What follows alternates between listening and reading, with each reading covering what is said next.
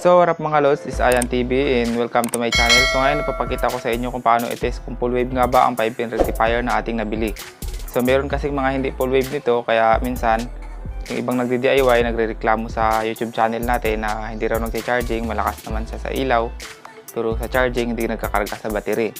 Kasi nga hindi siya full wave. Merong mga hindi full wave na 5-pin na ganito rin ang itsura, yung mga ginagamit sa Crucis. So ngayon, ipapakita ko sa inyo kung paano i-test. Meron tayong battery, ito siya yung big as magsiserve na stator natin kunyari para matest natin kung itong dalawang itong AC input na ito is kahit baliktaran pwedeng mag-serve as charging nitong positive natin.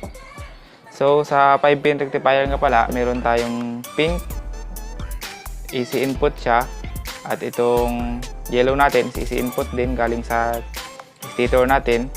So ito yung nagtatapon ng kuryente papunta sa itong isa charging. Pwedeng ito rin ang charging kasi full wave. Magkabaliktaran sila. So pwedeng ang isa sa kanila is charging, yung isa is papunta sa lighting. So kahit magkabaliktaran sila, walang problema kasi full wave yung rectifier.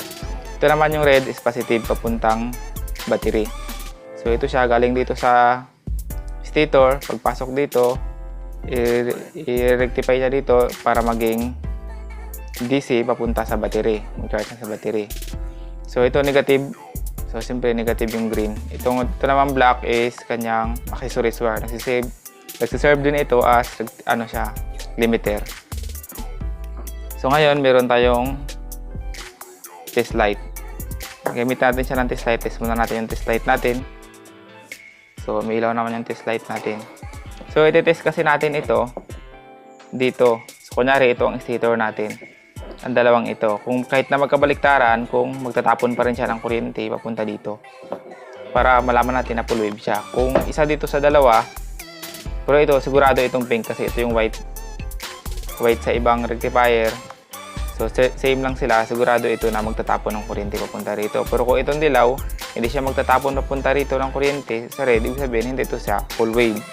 So kailangan kahit na magkabaliktaran itong dalawa, magtatapon siya ng kuryente dito sa charging, sa papuntang battery. So yun lang, i-test natin ha. So connect muna natin itong pink. Yung input niya, AC input.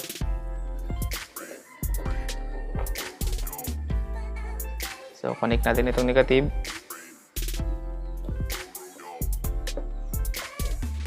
So for example lang, ito yung stator. So ayan, nagtapon siya ng kuryente galing dyan, papunta dito. So given ito sa mga rectifier na itong pink or white. Minsan kasi white ito siya sa ibang brand na magtatapon siya ng kuryente. Pero kapag itong dilaw, hindi nagtapon ng kuryente papunta dito sa charging, ibig sabihin hindi full wave yung 5-pin rectifier mo.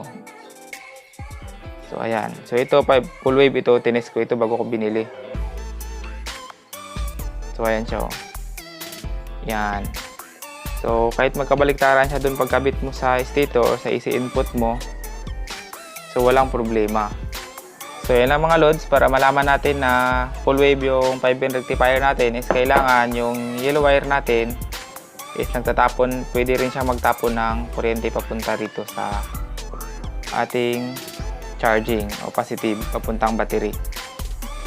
So yun lang, kapag hindi siya nagtapon, automatic hindi siya full wave. So yun lang, ganoon lang kadali para malaman natin na full wave yung 5-pin rectifier. And huwag nyo kalimutan mag-subscribe at i-click ang notification bell para sunod pa natin mga uploads. Always ride safe.